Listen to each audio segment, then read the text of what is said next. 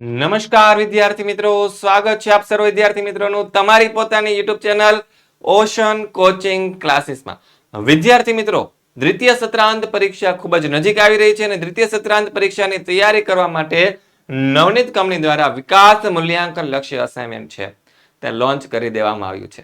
તો જે વિકાસ મૂલ્યાંકન લક્ષ્ય અસાઇનમેન્ટ જે છે તેનું સંપૂર્ણ સોલ્યુશન આપણી ચેનલ ઓશન કોચિંગ ક્લાસીસ ઉપર તમને હાજર થઈ જવાનું છે, મળી જવાનું છે, જેની અંદર હું નિકુંજ બાથાણી તમને ધોરણ 7 ના સામાજિક વિજ્ઞાન વિષયનું પ્રશ્ન નંબર 3 નું સોલ્યુશન કરાવવા માટે જઈ રહ્યો છું, જેનો આપણો પ્રશ્નનો ટોપિક છે 1-2 વાક્યમાં ઉત્તર લખો. તો વિદ્યાર્થી મિત્રો, આ સરસ મજાનું સોલ્યુશન તો અમે તમારા માટે લાવીએ છીએ.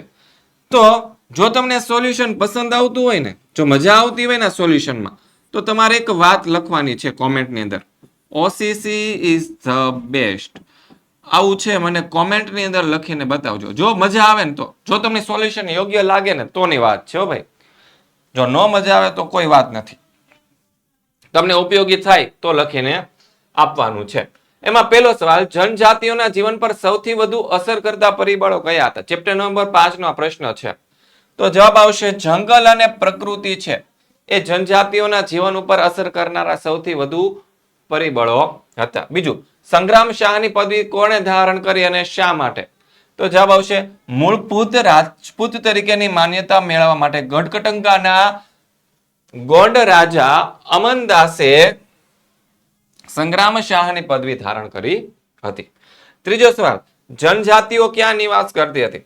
તો જવાબ આવશે જનજાતિઓ સામાન્ય રીતે જંગલો, પહાડો, રણ અને દુર્ગમ સ્થળોએ નિવાસ કરતી હતી. ચોથો સવાલ, કોના સમયમાં હિન્દુ ધર્મ મુખ્ય ધર્મ બની રહ્યો હતો? તો જવાબ આવશે શિવસિંહના સમયમાં હિન્દુ ધર્મ ત્યાંનો મુખ્ય ધર્મ બની રહ્યો હતો. ચેપ્ટર નંબર 6 ના પ્રશ્નો, વણજારા કોને કહેવાય? વણજાર સાથે સંકળાયેલા લોકોને વણજારા કહેવામાં આવે છે. ગુજરાતમાં દેવી પૂજક વિમુક્ત જાતિ ક્યાં ક્યાં જોવા મળે છે? તો કે ગુજરાતમાં દેવી પૂજક વિમુક્ત જાતિ છે તે રાજ્યના મોટા ભાગના વિસ્તારોમાં આપણને જોવા મળે છે. ત્રીજું, નટબજાણિયા જાતિના લોકો શાની કલાઓ જાણતા હોય છે? તો જવાબ આવશે નટબજાણિયા જાતિના લોકો અંગ કરતબની કલાઓ જાણતા હોય છે. ત્યારબાદ ચોથો સવાલ, મુઘલ બાદશાહ જહાંગીરે વણજારાઓ વિશે શું ઉલ્લેખ કર્યો છે? તો જવાબ આવશે વણજારાઓ બળદો પર અનાજ લાદીને શહેરોમાં વેચતા હતા અને વણજારાના એક કાર્યનો ઉલ્લેખ મુઘલ બાદશાહ જહાંગીરે કર્યો છે. સાતમો સવાલ, ચેપ્ટર નંબર 7 માંથી પહેલો સવાલ, તુલસીદાસે કયા ગ્રંથોની રચના કરી હતી? તો જવાબ આવશે તુલસીદાસે રામચરિતમાનસ અને વિનય પત્રિકા નામના ગ્રંથોની રચના કરી હતી. પછી બંગાળમાં કયા મહાન સંતો થઈ ગયા? તો કે બંગાળમાં જયદેવ અને ચૈતન્ય મહાપ્રભુ જેવા સંતો થઈ ગયા. ત્રીજું, શીખોના પવિત્ર ગ્રંથ ગુરુ ગ્રંથ સાહિબમાં કયા સંતની કવિતાઓનો સમાવેશ કરેલો છે? તો જવાબ આવશે સંત કબીરની કવિતાઓનો સમાવેશ કરેલો છે. ત્યારબાદ દક્ષિણ ભારતમાં ધાર્મિક આંદોલનના નેતૃત્વમાં કયા સંતોએ લીધું હતું? તો કે દક્ષિણ ભારતની અંદર ધાર્મિક આંદોલનનું નેતૃત્વ શંકરાચાર્ય અને રામાનુજાચાર્યએ લીધું હતું. એવી જ રીતે ચેપ્ટર નંબર 8 ના પ્રશ્નો, પહેલું, ગુજરાતી ભાષાના મહાન સાહિત્યકારોના નામ? તો એમાં આવશે નરસિંહ મહેતા, મીરાબાઈ, ભાલણ. આ બધા ગુજરાતી ભાષાના મધ્યયુગના મહાન સાહિત્યકારો છે. બીજું, ભાલણની જાણીતી કૃતિઓ કઈ કઈ છે? તો જવાબ આવશે ધ્રુવાખ્યાન, મૃગી આખ્યાન, શિવ ભીલડી સંવાદ. આ બધી ભાલણની જાણીતી કૃતિઓ છે. ત્રીજું, પદ્ધતિના દિવસે પારસીઓ શું કરે છે? તો કે પદ્ધતિના દિવસે પારસીઓ તેમની પ્રાર્થના ગૃહ 11માં જાય અને ત્યાં અવેસ્તા નામના પ્રાર્થના સંગ્રહમાં આપેલી પસ્તાવા માટેની પ્રાર્થના છે તે કરે છે. ગુપ્ત યુગને કયા મંદિરોનો યુગ કહેવામાં આવે છે? તો જવાબ આવશે સંરચનાત્મક મંદિરોનો યુગ છે તે ગુપ્ત યુગને કહેવામાં આવે છે. ચેપ્ટર નંબર 9, બંગાળના પ્રથમ નવાબનું નામ શું હતું? તો જવાબ આવશે મુર્શિદ કુલી ખાં હતા, તે બંગાળના પ્રથમ નવાબ હતા. બીજું, જયપુરની સ્થાપના કોણે કરી? સવાઈ જયસિંહ. ઓકે, પછી આગળ. ત્રીજું, ઔરંગઝેબ છત્રપતિ શિવાજી પછી કોને કેદ કર્યો હતો? તો ઔરંગઝેબે છે છત્રપતિ શિવાજી પછી શિવાજીના પૌત્ર શાહુને કેદ કર્યો હતો. ત્યારબાદ પાણીપતનું ત્રીજું યુદ્ધ કોની કોની વચ્ચે થયું હતું? તો કે પાણીપતનું ત્રીજું યુદ્ધ ઈરાનના શાહ અહેમદ શાહ અબ્દાલી અને મરાઠાઓ વચ્ચે થયું હતું. પછી ચેપ્ટર નંબર 13 નો પ્રશ્ન, વાવાઝોડું એટલે શું? તો કે વાતાવરણમાં હવાના દબાણમાં સર્જાતી અસમતુલાથી ઉદ્ભવેલા પ્રચંડ વિનાશકારી વાતાવરણીય તોફાનને વાવાઝોડું અથવા તો ચક્રવાત કહેવામાં આવે છે. બીજો સવાલ, સુનામી એટલે શું અથવા તો સુનામી કોને કહે છે? તો જવાબ આવશે સમુદ્ર કે મહાસાગરના પેટાળમાં જ્વાળામુખી ફાટવાથી કે ભૂકંપ આવવાથી કે મોટા પાયે થતા ભૂસ્ખલનથી સમુદ્રની સપાટી પર ખૂબ જ વિશાળ કદના શક્તિશાળી અને અસાધારણ લંબાઈના મોજા ઉત્પન્ન થાય છે તેને સુનામી કહેવામાં આવે છે. આગાહી કરી શકાય તેવી કુદરતી આપત્તિઓના નામ જણાવો. તો પૂર, સુનામી, વાવાઝોડું, દુષ્કાળ આ બધાની આગાહી આપણે કરી શકીએ છીએ. પૂર આવવા માટે કયા કારણો જવાબદાર છે? તો જોઈએ અતિવૃષ્ટિ કે એકધારો વરસાદ તેમજ કુદરતી ઢોળાવોને અવગણીને કરાયેલા બાંધકામ, કુદરતી જળ નિકાલના માર્ગોમાં અવરોધ આ બધા માનવ સર્જિત કારણો જવાબદાર હોઈ શકે છે. ચેપ્ટર નંબર 14 ના પ્રશ્નો, કુદરતી સંસાધન એટલે શું? પૃથ્વી પરથી મળતા અને માનવીને ઉપયોગમાં આવતા હવા, જળ, જમીન, વનસ્પતિ, ખનિજ વગેરે સ્વરૂપમાં મળતા કુદરતી તત્વો કે પદાર્થોને આપણે કુદરતી સંસાધનો કહીએ છીએ. જમીનનું ધોવાણ એટલે શું? તો કે જમીનનું ધોવાણ એટલે કે વહેતું પાણી અને પવન જેવા કુદરતી પરિબળો દ્વારા જમીનના માટીના કણોનું એક સ્થળેથી બીજા સ્થળે દૂર ખસડાઈ જવું તેને શું કહેવાય છે? જમીનનું ધોવાણ કહેવાય છે.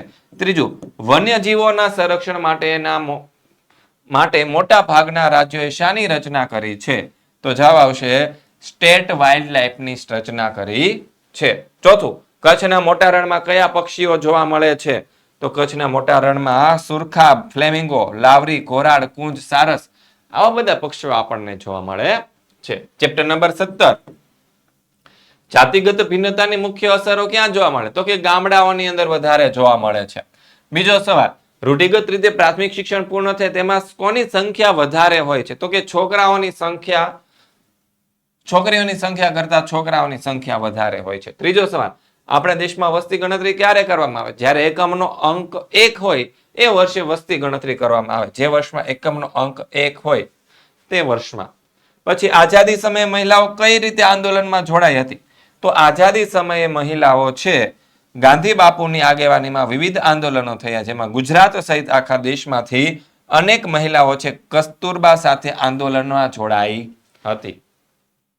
ચેપ્ટર નંબર 18, પુસ્તકો શાનો પ્રચાર અને પ્રસાર કરે છે? તો કે પુસ્તકો જ્ઞાન અને માહિતીનો પ્રચાર અને પ્રસાર કરે છે. મોબાઈલ ફોનમાં કઈ કઈ સુવિધાઓ હોય? તો ભાઈ ઘડિયાળ હોય, વિડીયો ઓડિયો પ્લેયર હોય, કેલેન્ડર હોય, કેલ્ક્યુલેટર હોય, રેડિયો સુવિધા બધી હોય છે.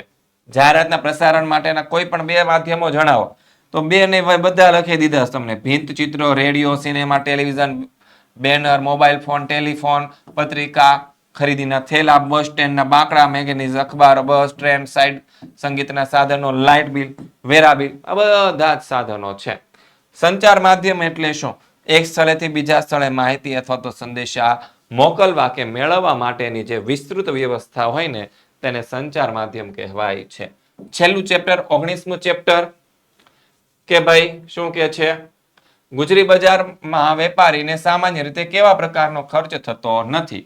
તો જવાબ આવશે ગુજરી બજારમાં વેપારીને સામાન્ય રીતે દુકાનનું ભાડું, વીજળી, મકાન વેરો, કર્મચારીનો પગાર વગેરે પ્રકારનો ખર્ચ થતો નથી. જથ્થાબંધ વેપારી કોને કહે છે? તો જે વેપારી ખેતરો, કારખાના કે ઘરોમાં ઉત્પાદિત થતો માલ સામાન મોટા પ્રમાણમાં ખરીદે તેને જથ્થાબંધ વેપારી કહે છે. ગ્રાહક કઈ કઈ બાબતમાં છેતરામણીનો ભોગ બનતો હોય છે? તો જવાબ આવશે વર્તમાન બજાર વ્યવસ્થાને લીધે ગ્રાહક વસ્તુની ગુણવત્તા, વસ્તુઓનો જથ્થો, વસ્તુની કિંમત અને ખરીદી પછીની સેવાઓ વગેરે બાબતમાં છેતરામણીનો ભોગ બનતો હોય છે. કપડાની ખરીદી વખતે કેવી કાળજી રાખવી જોઈએ? કે ભાઈ કપડાનું કાપડ, તેનો કલર, સિલાઈ, જરીકામ, ભરત, માપ, સાઈઝ વગેરે બાબતો બરાબર તપાસી લેવી જોઈએ. વિદ્યાર્થી મિત્રો, આ તો તમારું પ્રશ્ન નંબર 3 નું સરસ મજાનું સોલ્યુશન. વિદ્યાર્થી મિત્રો, જો વિડીયોનું સોલ્યુશન યોગ્ય લાગ્યું હોય તો કોમેન્ટ કરવાનું ભૂલતા નહીં. કઈ કોમેન્ટ કરવાની છે? OCC is the best. આવી કોમેન્ટ કરવાનું તમે ભૂલતા નહીં. ઓકે, મળીએ છીએ પ્રશ્ન નંબર 4 ના સોલ્યુશન સાથે નેક્સ્ટ વિડીયોની અંદર. ત્યાં સુધી જય હિન્દ, જય ભારત.